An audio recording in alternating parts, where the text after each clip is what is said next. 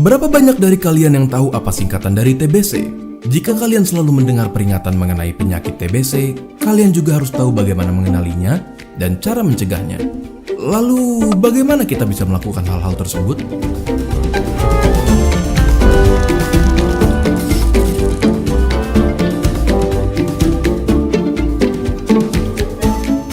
TBC atau tuberkulosis adalah penyakit yang menyerang paru-paru. Penyakit ini menular dan mematikan disebabkan oleh infeksi bakteri yang bernama Mycobacterium tuberculosis.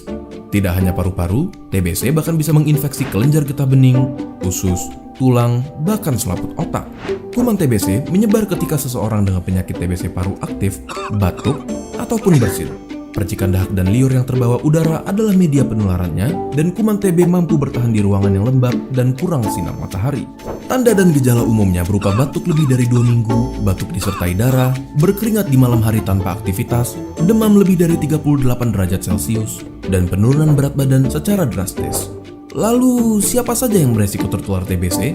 Lebih banyak dari yang kita kira. Mereka yang kontak erat dengan penderita TBC, para perokok, mereka yang tinggal di lingkungan yang padat dan lembab, penderita HIV dan AIDS, peminum alkohol, bahkan para usia lanjut dan penderita diabetes mempunyai risiko tertular TBC. Lalu, apakah TBC bisa disembuhkan? Tentu saja bisa, dengan meminum obat anti-tuberkulosis hingga dinyatakan sembuh yang biasanya memakan waktu 6 bulan. Namun, daripada memikirkan tentang melewati proses penyembuhan TBC, ada baiknya kalian fokus mencegahnya terlebih dahulu jika belum tertular. Kalian dapat mencegah penularan tuberkulosis dengan melakukan imunisasi BCG pada bayi, memastikan udara segar dan sinar matahari masuk ke dalam ruangan yang kalian tempati, menutup mulut menggunakan sapu tangan, tisu, masker, maupun lengan di saat hendak batuk dan bersin, ataupun dengan menjaga kebersihan rumah dan lingkungan di sekitarnya. Bahkan, makan cukup asupan bergizi demi ketahanan tubuh dan tidak meludah sembarangan pun dapat membantu kalian mencegah penularan. Pada KLB TBC atau kejadian luar biasa TBC, akan muncul pengumuman KLB oleh pemerintah dan dianjurkan untuk mengikuti petunjuk pemerintah melalui TV, radio, dan media lainnya.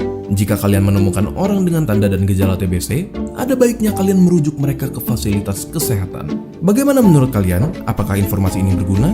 Bagikan ke teman kalian agar mereka dapat mengetahuinya juga, dan jangan lupa subscribe untuk mendukung keberlangsungan channel ini. Jika ada pertanyaan, kalian bisa tulis di kolom komentar di bawah untuk kami jawab.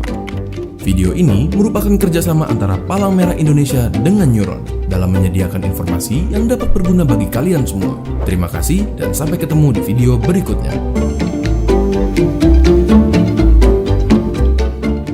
Tahukah kamu bahwa Indonesia merupakan negara dengan jumlah pasien TBC terbanyak kedua di dunia? Perkiraan jumlah pasien TBC di Indonesia saat ini berjumlah 842.000. Dari jumlah tersebut, baru 60%-nya yang dilaporkan ke Kementerian Kesehatan. 40%-nya atau kira-kira 336.800 kasus TBC belum berobat atau belum dilaporkan. Bahkan, setiap hari sekitar 300 orang di Indonesia meninggal karena TBC. Wah, bukan angka yang sedikit ya. Lantas, apa sih sebenarnya TBC itu? Tuberkulosis, sering disingkat TB atau TBC, adalah penyakit menular langsung yang disebabkan oleh kuman TBC, Mycobacterium tuberculosis. Kuman TBC hanya dapat dilihat dengan menggunakan mikroskop, yang terlihat berbentuk batang dan sifatnya tahan asam. Oleh karena itu, kuman TBC sering disebut sebagai bakteri tahan asam. Kenapa sih TBC ini masih menjadi masalah besar di Indonesia?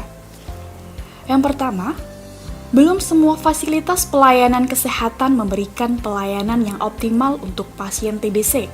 Kedua, belum semua lapisan masyarakat sadar untuk berobat ke dokter, puskesmas, atau rumah sakit jika batuk lebih dari 2 minggu.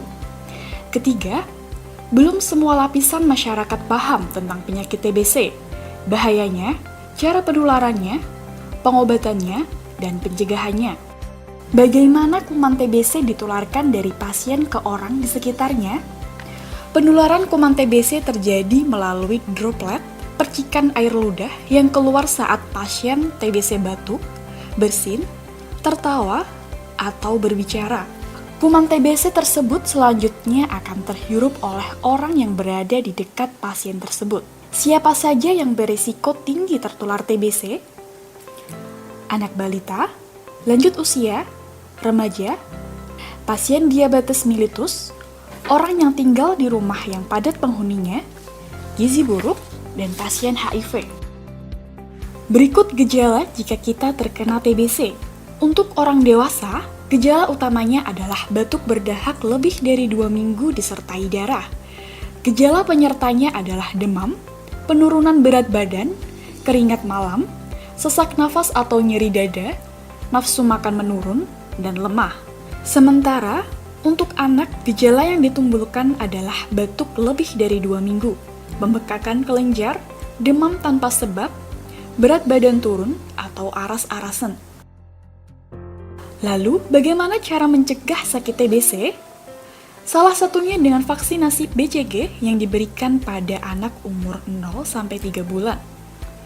Selain itu, kita harus menciptakan lingkungan dan gaya hidup sehat, seperti biasakan gaya hidup sehat, makan makanan yang bergizi, rumah dengan jendela dan ventilasi yang terbuka agar sinar matahari dapat masuk ke dalam rumah, dan tidak merokok. Apa yang harus dilakukan bagi orang yang kontak serumah atau kontak erat dengan pasien TBC? Nah, kontak serumah adalah orang yang tinggal serumah minimal 1 malam atau sering tinggal serumah pada siang hari dengan kasus indeks dalam 3 bulan terakhir. Sedangkan kontak erat adalah orang yang tidak tinggal serumah tetapi sering bertemu dengan kasus indeks dalam waktu yang cukup lama, yang intensitas berkontaknya hampir sama dengan kontak serumah dalam 3 bulan terakhir. Yang harus dilakukan adalah segera ke fasilitas pelayanan kesehatan untuk dilakukan penapisan TBC. Segera ke fasilitas pelayanan kesehatan jika timbul gejala TBC. Segera diberikan terapi pencegahan TBC berdasarkan indikasi dan keputusan dokter. Apakah TBC bisa disembuhkan? Ya, tentu bisa. Jika kita merasa punya beberapa tanda gejala TBC atau kontak erat, bahkan serumah dengan penderita TBC, tentu kita wajib konsultasi dengan dokter terkait bagaimana penanganan lebih lanjut. Atau bisa juga melakukan screening gratis jika di daerah kita ada program Zero TB. Yang jelas, menerapkan pola hidup bersih sangat dianjurkan. Tetap gunakan masker, serta rajin mencuci tangan dengan sabun di dalam air mengalir akan melindungi kita dari bakteri-bakteri atau virus. Salam sehat!